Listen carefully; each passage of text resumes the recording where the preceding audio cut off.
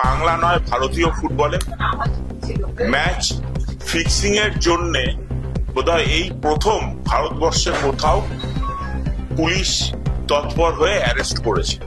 আমরা এই match fixing নিয়ে অনেক দিন ধরে লড়াই চালাচ্ছিলাম, পুলিশকে আমরা জানিয়েছিলাম এবং আমরা বহুবার চিঠি দিয়েছি, কথা বলেছি, তাদেরকে জানিয়েছি। ইনফ্যাক্ট আমাদের বর্তমান সিপি মানে commissioner of police mister Manoj Verma যখন দায়িত্ব নেন, আমি আর প্রেসিডেন্ট তখন গেছি ওনার সাথে মিটিং করতে এবং মিটিং এ গিয়ে ওনার নজরে আনি এই ব্যাপারটা হচ্ছে এবং উনি আমাদের কথা দিয়েছিলেন যে এই ব্যাপারটা উনি দেখবেন যাতে এই লোকটা সারানো যায় এবং এর বিরুদ্ধে অ্যাকশন হয় সেটা দেখবেন। এবং এই ব্যাপারে আমি আর প্রেসিডেন্ট একাধিকবার ওনার দ্বারস্থ হয়েছি।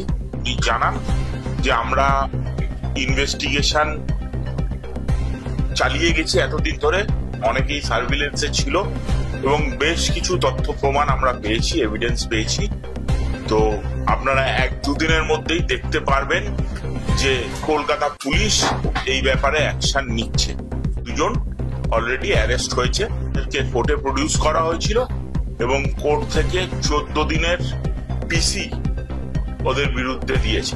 কলকাতা পুলিশ যেটা করেছে সেটা সবে শুরু এবং আগামী দিনে হয়তো আরো অনেক নাম ওদের লিস্টে উঠে আসবে এবং আরো অনেককে যারা এই বাংলার সব থেকে প্রিয় খেলা ফুটবলের ক্ষতি করছিল তাদেরকে হয়তো আমরা হেফাজতে দেখতে পাবো। সারা ভারতবর্ষে কিন্তু প্রথম কলকাতা পুলিশই এই ব্যাপারে অ্যারেস্ট করলো। এর আগে আমার জানা নেই যে কোথাও ম্যাচ ফিক্সিং এর ব্যাপারে কোনো লোক বা কোনো স্টেটে কেউ অ্যারেস্ট হয়েছে। বাংলার পুলিশ, কলকাতা পুলিশ, একটা সময় বলা হতো যে স্কটল্যান্ড ইয়ার্ড অফ ইন্ডিয়া এবং মেধার দিক দিয়ে সব থেকে এগিয়ে, তারা কিন্তু আবার প্রমাণ করলো যে তারা সত্যি সব দিক দিয়ে এগিয়ে। এরম একটা ব্যাপার যেটা নিয়ে সারা ভারতবর্ষ তোলপাড় হচ্ছে, প্রত্যেকটা স্টেটে, বহু স্টেটে এই নিয়ে কমপ্লেন হচ্ছে, আলোচনা হচ্ছে, কথা হচ্ছে, কিন্তু সেইভাবে কিন্তু অ্যাকশন হয়নি।